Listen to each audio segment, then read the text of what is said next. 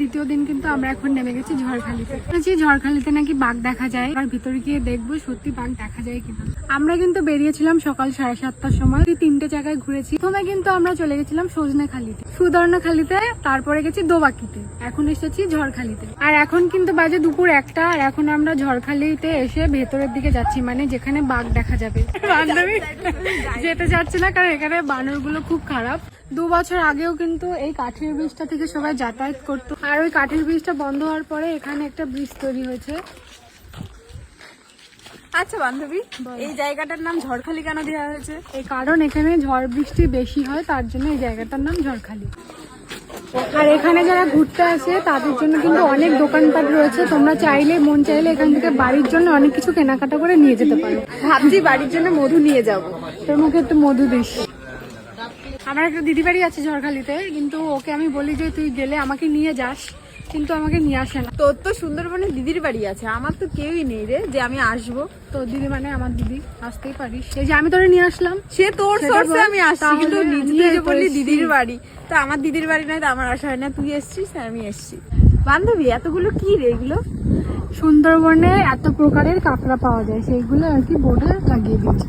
এরকম টাইপের, ব্লু টাইপের, এরকমই হয় যে শামুকও পাওয়া যায়। খুব সুন্দর তো হচ্ছে, এসে আমারও খুব ভালো লাগে।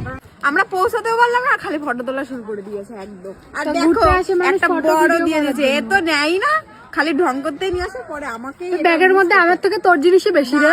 তাহলে একটা জিনিসগুলো বাইরে বার করে দে, আর একটা হেডফোন ক্লিপ খুলে জামা লাগা বেশি না। ও খালি নেয়, তারপর আমার কাছে দিতে হয়, এর জন্য ব্যাগ নিই। আমি ছবি তোলার জন্য ব্যাগটা তোর কাছে দিলাম রে। ভালো হয়েছে। চলে আসছি আমরা সেই ঝড়খালি পার্কের সামনে, কিন্তু আমার কাছে টাকা নাই। তাহলে টাকা নেই, টিকিট কাটতে হবে, ওই জন্য ঢুকতে পারছি না। আমার বাবাকে খুঁজে পাচ্ছি না। সিম্পেতিটা দেখো মুখের একটুখানি, ওর টাকা নাই। নাই তো টাকা নাই।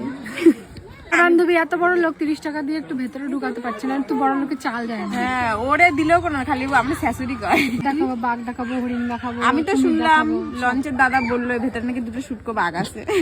শুটকো বাঘই কয়জনে দেখতে পারে? আমরা তোর কপাল ভালো তো। শোন, আমিও দেখেছি শুটকো বাঘ, আগে ঘুরতে গেছিলাম একটা জায়গায়, যথেষ্ট ভালো। আর এখানে এসে কিন্তু আমাদের চেনাশোনা একটা মানে পিসির বর হয়, তার সাথে দেখা হয়ে গেছে। ভেতরে চলো কথা বলে আসি।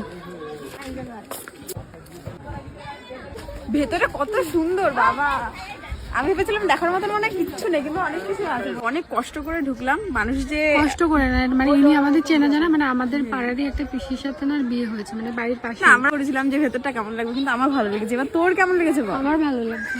হ্যাঁ, আমার ভালো লেগেছে। তোমরা যারা আগামী দিনে ভাবছো ঝড়খালি আসবে, আসার পরে অবশ্যই এই পার্কটার মধ্যে আসো। পার্কটা অনেক সুন্দর, আর এখানে দেখার মতো অনেক কিছু আছে।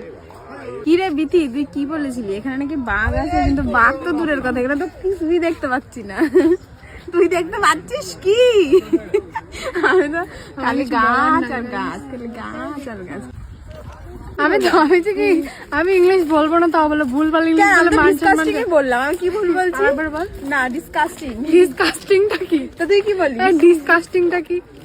আগের ভিডিওতে একটা দিদিভাই কমেন্ট করেছে যে আমরা কি করে সুন্দরবন আসবো, তো আমি আমার ভিডিও স্ক্রিনে তাদের নাম্বার দিয়ে দিচ্ছি, তোমরা যোগাযোগ করে আসতে পারো।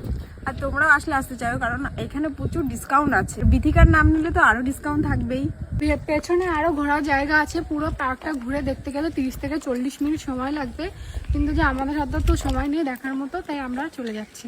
দেখবি কি করে? ফটো ভিডিও তুলতে তুলতে সময় নষ্ট করে ফেললি তুই। মানুষ ঘুরতে আসে ফটো ভিডিও তোলার জন্য, তাহলে তোর থেকে কম সময় লাগে সব জানিস। মানে একটু ভালো সাজলো, ও আমার থেকে দ্বিগুণ ফটো ভিডিও তোলে। এখানে ছবি তুলি। আমি তুলবো, তুই আকাশ তোর তো ভালো লাগে না। দেখেছো, এটাই তার প্রমাণ। ও ছবি তুলে একেবারে পিএইচডি করা। তুমি আমি একটা ছবি তুলবো, তারপর তুই তুলবি। কি আর বলবো, একটা ঘোরা হয়ে গেছে, এখন আমরা যাবো বোটে। বোটে গিয়ে দুপুরবেলায় খাওয়া দাওয়া করবো। তোর আর কাজ কি? শুধু খাওয়া আর খাওয়া, খাওয়া ছাড়া কোনো কিছু বোঝে না। ঘুরতে আসে মানুষ, খায়, ঘোরে, ছবি তোলে, সব। তোমার ছবি তুলে লাগবে, শুধু খাওয়া লাগবে, তাছাড়া কি? আবার ফোন দেখাও লাগবে। এইগুলোই তো, সারাটা দিন ফোন দেখে মেয়েটা। অবশ্য কিছু বলাও যাবে না।